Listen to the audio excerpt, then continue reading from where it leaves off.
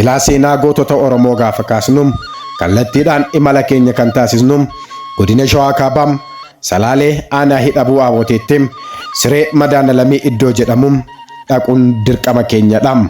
Bara 1914 abbaa isaa Birruu kenneefim haadha isaa Aadde Boontuu Waaqjiraa irraa dhalateem.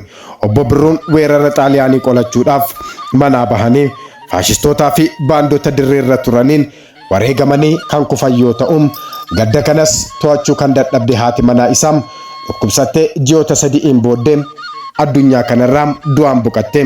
Taaddasaanis ijoollummaatti abbaa fi haadha malee hafeem umurii kanatti akka daa'ima kaanii haadhaaf abbaa beela itti himatu waan hin qabneef kallattiidhaan bosona Salaalee keessatti Taaddasaan faashistoota Salaalee qabatan hiriyoota isaa waliin loluudhaaf bosona seeneem. Xaaliyaanonni baandota Salaaleetti fayyadamuudhaan Taaddasaa fa'aa to'annoo jala oolchanis hidhaadhaaf kallattiidhaan dabarsaniim kallattiidhaan gara Sumaaleetti erganiim.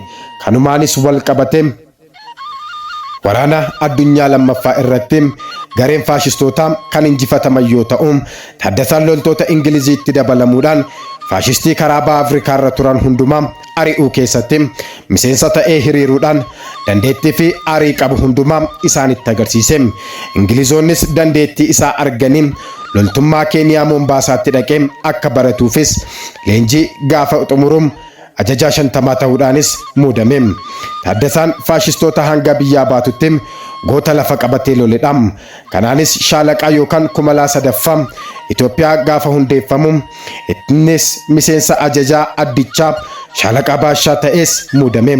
Bara 1934 shaalaqaa sadaffaa irraa gara baha Itoophiyaa loltoota harda Arargee jiraniitti itti aanaa ajajaa dhibbaa ta'es muudame. Baruma kana wiirtuu leenjii hoolotaa Gannat seenuudhaanis barnoota loltummaa erga barateen booddee